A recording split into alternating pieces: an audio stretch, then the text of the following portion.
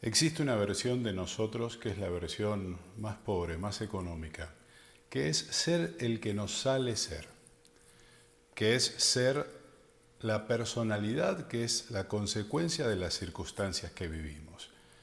Ser de determinada manera, tener un comportamiento, una actitud, una forma de pensar y de juzgar que es el producto de mamá, papá, la familia, el país, los accidentes que tuvimos, los traumas, las experiencias particulares. Es decir, existe una manera de ser, existe un yo, que es el automático, el que es el producto natural de las circunstancias que a cada uno le tocó vivir, del contexto, de las costumbres, culturas y, como digo, de las experimentaciones particulares de cada uno.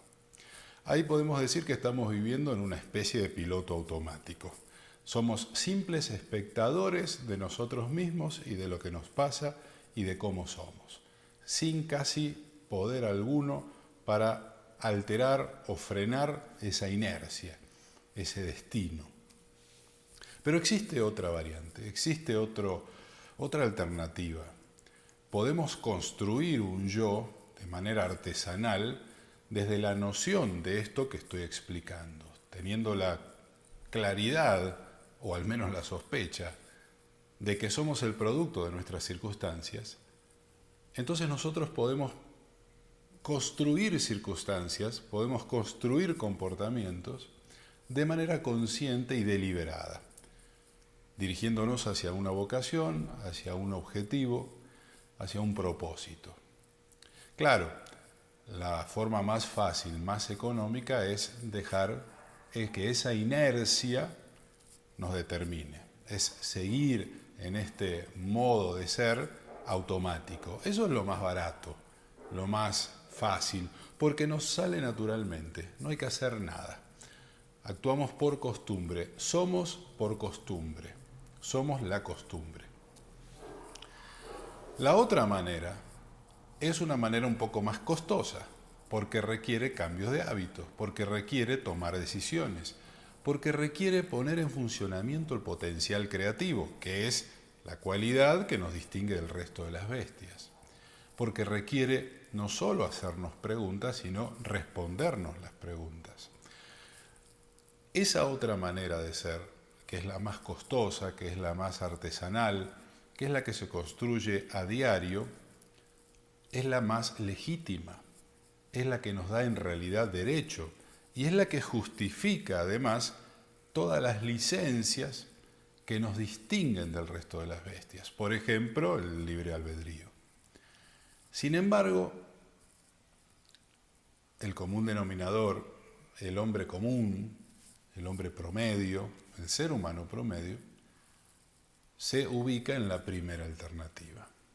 Son personas y personalidades que son el simple resultado de ciertas circunstancias, familiares, culturales, sociales, políticas, etc. Entonces ahí no hay expresión de la cualidad que nos hace más que animales. Y de esto surge esta afirmación de que estamos muertos en vida, de que en realidad todavía no nacimos. Y de esto mismo surge la afirmación, el despertar de conciencia.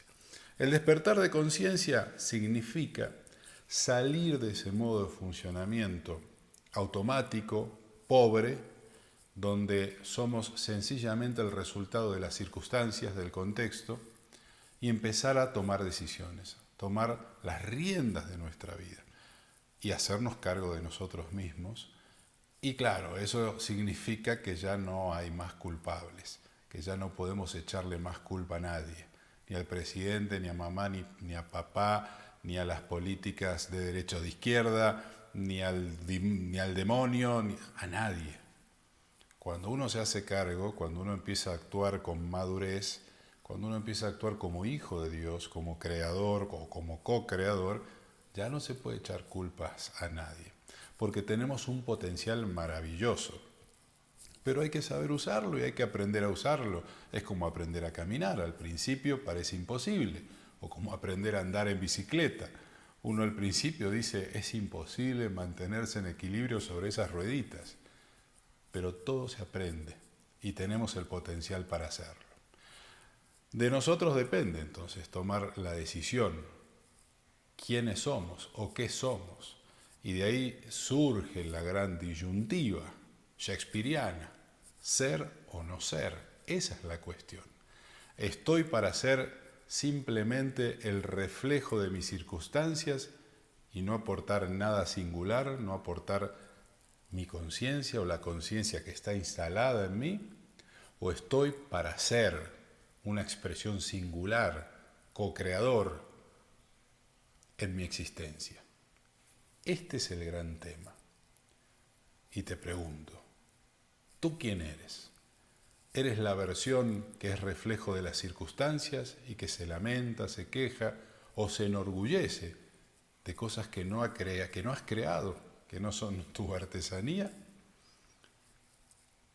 Tanto lo bueno y lo malo que has heredado. ¿O eres la versión consciente de ti mismo? Quien puede explicarse y quien puede explicar por qué hace lo que hace. Quien puede explicar sus circunstancias. ¿Quién eres? Porque dependiendo en dónde estés, son los derechos y la ley que te cabe. Si estás en el yo automático, en el yo animal, en el modo más primitivo de actuar, en ese modo colectivista de manada, te cabe la lógica y la ley del animal, del mundo terrenal y de lo terrenal. Pero si ya estás caminando con conciencia, con singularidad, entonces te corresponden las leyes del cielo. Estás en otra realidad, en otra dimensión. Y fíjate que en este mundo y en este momento, las personas viven cada una en una dimensión que puede ser distinta a la de otras personas, inclusive dentro de la misma familia.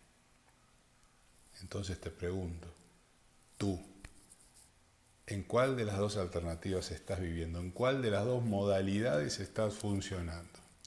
Entonces vas a entender por qué te pasa lo que te pasa, por qué son como son tus circunstancias. Ahí te dejo esta reflexión, que estés muy bien. Adiós.